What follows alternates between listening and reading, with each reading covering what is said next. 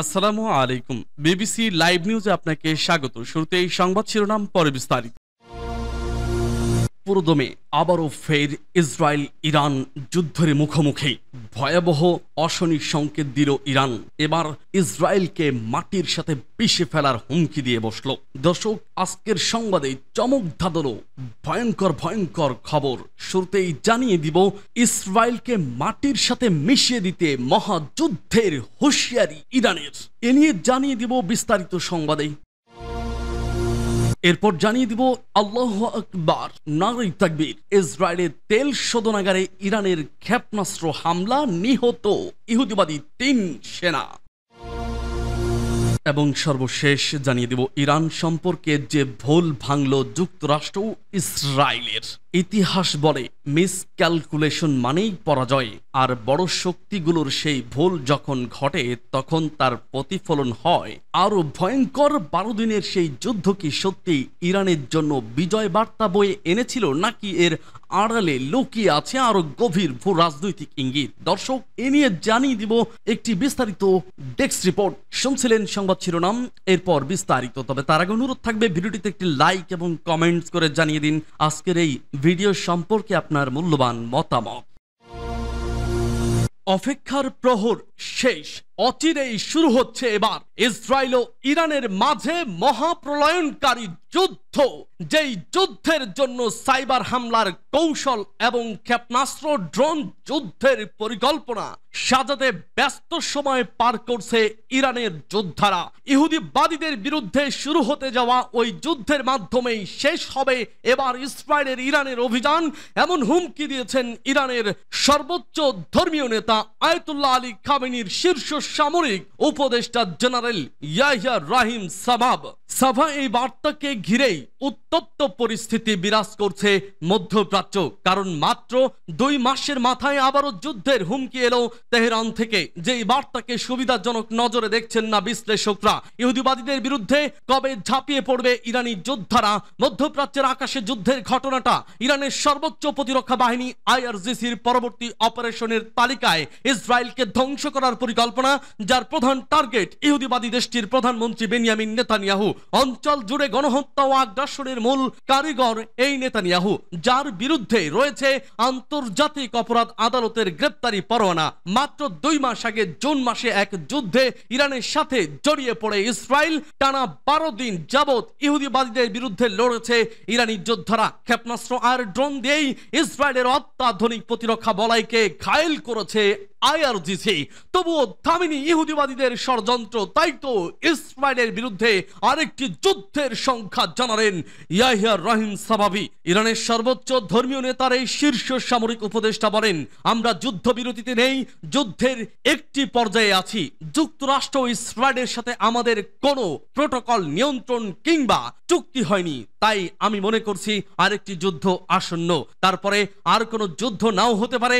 সাভাবির বরাতে 18ই আগস্ট বিষয়টি নিশ্চিত করেছেন লন্ডন ভিত্তিক সংবাদ মাধ্যম ইরান ইন্টারন্যাশনাল।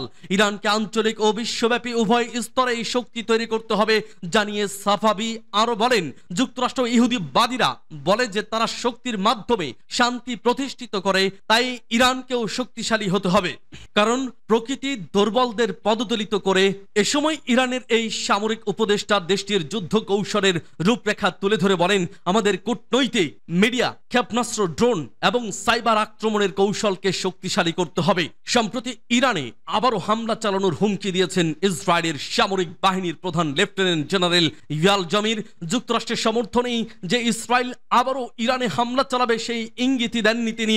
তবে ইহুদিবাদীদের আগ্রাসনের বিরুদ্ধে তীব্র সোচ্চারও ইরানও। শত্রুদের করা জবাব দিতে প্রস্তুত আছে আয়াতুল্লাহ আলী খামেনির সশস্ত্র বাহিনী। বিশ্লেষকরা বলছেন, দুই পক্ষের এমন সামরিক উত্তেজনা মধ্যপ্রাচ্য পরিস্থিতিকে আবারও যুদ্ধের দিকেই ঠেলে দিতে পারে, যার ফলে অঞ্চল জুড়ে অচল অবস্থা সৃষ্টি হবে বলেও সংখ্যা তাদের।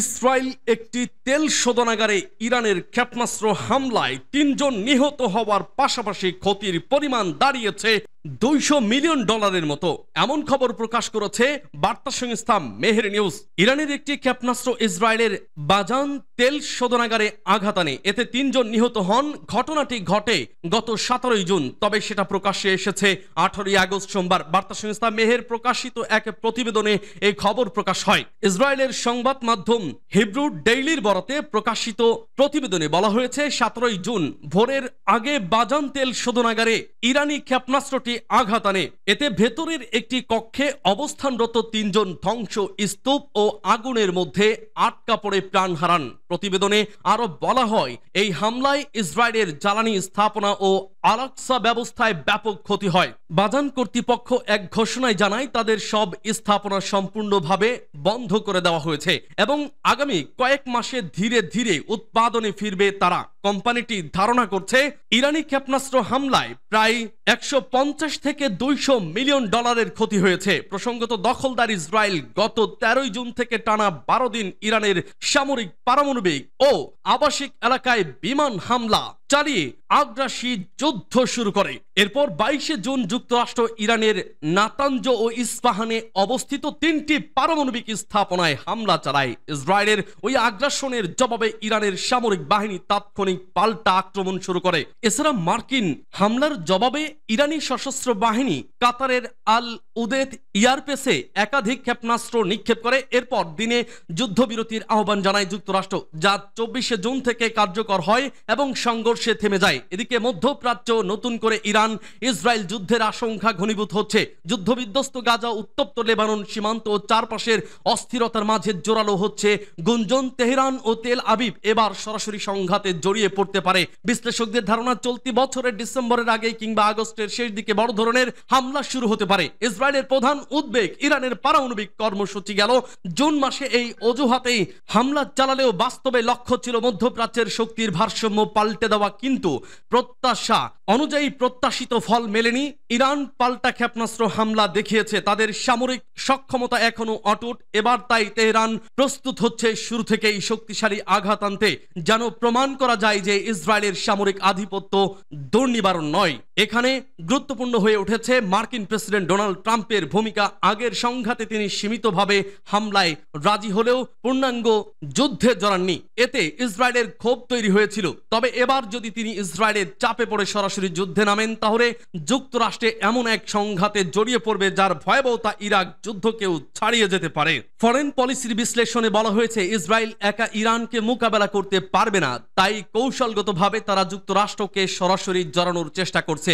উদ্দেশ্য হচ্ছে ইরানের সামরিক অবকাঠামো দুর্বল করা, শাসক গোষ্ঠীকে ক্ষমতাচ্যুত করা এবং দেশটিকে দুর্বল রাষ্ট্রে পরিণত করা। তবে জুনের যুদ্ধে ইরানের নেতৃত্ব দ্রুত পুনর্গঠিত হয় এবং পাল্টা আঘাতে ইসরায়েলের ভেতরেও ক্ষয়ক্ষতি হয়। ইসরায়েলের ধারণা ছিল আতঙ্ক সৃষ্টি করলে জনগণ সরকারের বিরুদ্ধে যাবে, কিন্তু উল্টোটা ঘটেছে। জাতীয়তাবাদের ডেউ ইরানিরা আরো ঐক্যবদ্ধ হয়েছে এবং এখন তারা প্রতিরক্ষা শক্তি বাড়ানোর দাবি করছে। এই অবস্থায় ইসরায়েল তারা পুরনো ঘাস কাটার কৌশল অব্যাহত রাখতে চাইছে, অর্থাৎ ইরান সামরিক শক্তি গড়ে তোলার আগেই হামলা চালানো। কিন্তু তেহরানও এবার তো ঠেকাতে বদ্ধপরিকর। সব মিলিয়ে নতুন ইরান ইসরায়েল যুদ্ধ শুরু হলে ট্রাম্পের অবস্থান হবে সবচেয়ে গুরুত্বপূর্ণ। তিনি সীমিতভাবে জড়াতে পারবেন না, তাকে পূর্ণাঙ্গ যুদ্ধে অংশ নিতে হবে, নয়তো পুরোপুরি সরে আসতে হবে। আসন্ন কয়েক মাসই নির্ধারণ করে দিবে মধ্যপ্রাচ্যে আবারও ভয়াবহ রক্তক্ষয়ী যুদ্ধে জড়িয়ে পড়বে নাকি কোনো সমঝোতার পথ খুলবে। তবে একটি বিষয় স্পষ্ট, পরবর্তী ইরান ইসরায়েল যুদ্ধ আগের চেয়ে অনেক বেশি ধ্বংসাত্মক হবে। এদিকে ইরানের পরমাণু কর্মসূচি নিয়ে ইউরোপের 3 দেশের সঙ্গে ফের উত্তেজনা বাড়ালো তেহরানের। ইউরোপের 3 দেশ ব্রিটেন, ফ্রান্স ও জার্মানি নতুন করে ইরানের উপর নিষেধাজ্ঞা আরোপের হুমকি দিয়েছে। আর এই হুমকির পরে রাশিয়া এবং চীন ইরানের পাশে দাঁড়িয়েছে বলে সংবাদ প্রকাশ করেছে একাধিক আন্তর্জাতিক গণমাধ্যম। রাশিয়া ইরানের দীর্ঘদিনের মিত্র, সম্প্রতি চীনও ইরানকে সহযোগিতার হাত বাড়িয়ে দিয়েছে। ইসরায়েলের সঙ্গে সাম্প্রতিক যুদ্ধের পর ইরানের মিসাইলের সক্ষমতা সারা বিশ্বে এক নতুন আলোচনার জন্ম দিয়েছে। প্রায় 2000 কিলোমিটার দূরে থেকেও ইসরায়েলের নির্দিষ্ট লক্ষ্যবস্তুতে নিখুঁত আঘাত এনেছে ইরানের মিসাইলগুলো। এত দূরের লক্ষ্যবস্তুতে উড়ে গিয়ে ধ্বংসযজ্ঞ চালানোর বিষয়টি সামরিক বিশেষজ্ঞদের হতবাক করে দিয়েছে। এই যুদ্ধে ইসরায়েলের পক্ষ নিয়ে আমেরিকা যখন হামলায় অংশ নেয়, তখন প্রতিশোধ হিসেবে কাতারে থাকা মার্কিন ঘাঁটিতে হামলা চালায় ইরান। প্রায় 11,000 কিলোমিটার দূরে থাকায় ইরানের মিসাইল আঘাত থেকে আমেরিকার মূল ভূখণ্ড সুরক্ষিত ছিল। কিন্তু এবার পরিস্থিতি ভিন্ন। যদি নতুন করে যুদ্ধ শুরু হয় তাহলে এবার আমেরিকার মূল ভূখণ্ডই প্রধান লক্ষ্য হবে। হুঁশিয়ারি দিয়েছে ইরান। আমেরিকার পাশাপাশি এর পশ্চিমা মিত্র দেশগুলোকেও ইরানি মিসাইলের কঠিন পরিণতি ভোগ করতে হবে বলে সতর্ক করে দিয়েছে দেশটি।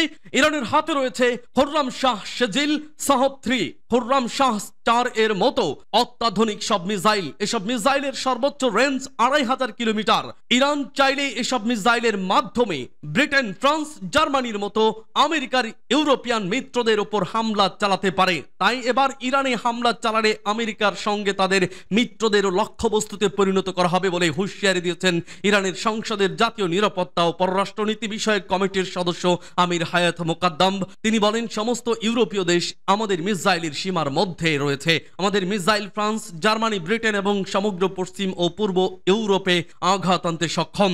আমেরিকা 1 লক্ষ কিলোমিটার দূরে হওয়ায় তাদের স্বস্তিতে থাকার কোনো কারণ নেই বলেও উল্লেখ করেছেন এই ইরানি কর্মকর্তা। এবার যুদ্ধ বাঁধলে ইরানের যুদ্ধ জাহাজগুলো কয়েক হাজার কিলোমিটার পাড়ি দিয়ে যুক্তরাষ্ট্রে মিসাইল হামলা চালাবে বলে হুঁশিয়ারি দিয়েছেন তিনি। এই ইরানি কর্মকর্তা বলেন, এবার হয়তো আমাদের পরবর্তী মিসাইল সরাসরি ওয়াশিংটনে আঘাত আনবে, কারণ আমরা চাইলেই সমুদ্র থেকে আমেরিকায় হামলা চালাতে পারি। ইসলামী বিপ্লবী গার্ড 20 বছর ধরে জাহাজ থেকে কয়েক হাজার কিলোমিটার দূরে থাকা আমেরিকায় হামলা চালানোর সক্ষমতা অর্জনে কাজ করছে। আমরা যদি এখনো এই প্রযুক্তি অর্জন না করে থাকি তবু আমেরিকা আমাদের আয়ত্তের মধ্যেই রয়েছে। 2023 সালের প্রথম দিকে দুটি ইরানি যুদ্ধজাহাজ আটলান্টিক মহাসাগর অতিক্রম করে পানামা খালের দিকে যাচ্ছিল বলে খবর প্রকাশিত হয়েছিল, কিন্তু শেষ পর্যন্ত তারা সেই জলপথ অতিক্রম করেনি। 2021 সালে ইরানের দুটি যুদ্ধজাহাজ আটলান্টিক মহাসাগরে একটি মিশন সম্পন্ন করে ভেনেজুয়েলায় পৌঁছেছিল। এ থেকেই বোঝা যায় চাইলেই কয়েক হাজার কিলোমিটার পথ পাড়ি দিয়ে আমেরিকায় হামলা চালাতে পারে ইরান। সংসদের জাতীয় নিরাপত্তা কর্মকর্তা হায়াত মোকাদ্দম বলেন, ইরান থেকে আমেরিকার দূরত্ব মাত্র 10,000 কিলোমিটারেরও বেশি, কিন্তু ইরানের যুদ্ধজাহাজগুলো চাইলেই 2000 কিলোমিটারের মধ্যে এসে ওয়াশিংটন, নিউ ইয়র্ক এবং অন্যান্য শহরে মিসাইল হামলা চালাতে পারে বলে হুঁশিয়ারি দিয়েছেন তিনি।